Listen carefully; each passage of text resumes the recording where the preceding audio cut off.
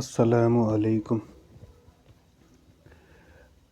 آج میں آپ کو بتاؤں گا کہ جب ہم کوئی بھی عمل یا وظیفہ پڑھتے ہیں تو اس کے پیچھے ہلچل کیا ہوتی ہے۔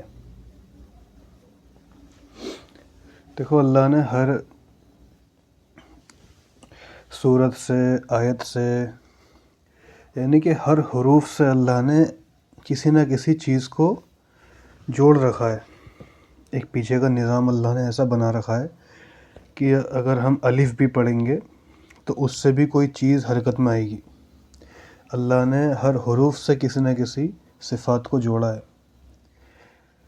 تو اگر ہم کوئی وظیفہ کر رہے ہیں یا کوئی عمل کر رہے ہیں یا کچھ عزیمت پڑھ رہے ہیں، کچھ بھی کر رہے ہیں، تو اس کے پیچھے جو چیزیں ہوتی ہیں، جو جڑی ہوئی ہوتی ہیں، وہ اس سے ہلچل میں آتی ہیں، جس کے ہلچل میں آنے سے ہی کام وجود میں آتا ہے۔ جیسے کچھ آپ نے دیکھا ہوگا، کچھ لوگ ایسے ہوتے ہیں جو پاگل ہو جاتے ہیں، کچھ ایسے ہوتے ہیں جو انہیں کچھ ہوتا ہی نہیں، نہ وہ پاگل ہوتے ہیں نہ وہ عمل کامیاب ہوتا، کچھ ایسے ہوتے ہیں جن کا عمل کامیاب ہو جاتا ہے۔ تو یہ اللہ نے جو پیچھے جو چیزیں جوڑ رکھی ہیں، یہ سب ان کی ہلچل جو ہوتی ہے، یہ سب اس پہ ڈیپینڈ کرتا ہے کہ یہ جو پیچھے ایکٹیویٹی ہو رہی ہے یہ کتنی صحیح ہے اور کس حد تک ہو رہی ہے، اور اس میں جو ہم کر رہے ہیں، جو ہم پڑھائی کر رہے ہیں، جو ہم عمل پڑھ رہے ہیں، جو ہم وظیفہ پڑھ رہے ہیں، وہ اس کو کتنا صحیح پڑھ رہے ہیں اور کتنا ہم اس میں پرہیز کر کے پڑھ رہے ہیں، جو وہ ہلچل جو ہو رہی ہے وہ صحیح ہو رہی ہے اور وہ کام وجود میں آ رہا ہے۔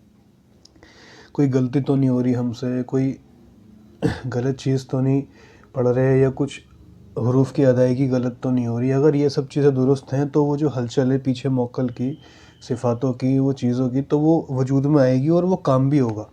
جیسے بہت سے لوگ ہوتے ہیں، کہتے ہیں ہم نے فلاں چیز پڑھی، ہمارا تو کچھ نہیں ہوا، ہم نے فلاں وظیفہ پڑھا، ہم نے فلاں عمل پڑھا، کچھ بھی نہیں ہوا۔ تو وہ کیوں کچھ نہیں ہوا؟ وہ اسی لیے نہیں ہوا کیونکہ ہمیں اس کے پیچھے کی گرامر ہی نہیں پتہ، ہمیں رولس نہیں پتہ، ہمیں پیچھے کنسیپٹ نہیں پتہ، ہمیں حروف صحیح نہیں ہیں، کچھ بھی صحیح نہیں ہے، اور ہم اسے پڑھے جا رہے ہیں، ایک رٹا سا لگ رہا ہے۔ تو سب سے پہلے ہم یہ دیکھیں کہ ہم جو چیز پڑھ رہے ہیں، جو عمل پڑھنے بیٹھ رہے ہیں، جو وظیفہ پڑھنے بیٹھ رہے ہیں، وہ سارا صحیح ہو، خوشبو بھی ہو، صاف پاک صفائی بھی ہو، سمت بھی صحیح ہو، ہم کس طرف منہ کر کے بیٹھے ہیں وہ بھی دیکھیں۔ ساری چیزیں اگر کلیئر ہیں تو وہ تیر کی طرح کام کرے گا وظیفہ یا عمل۔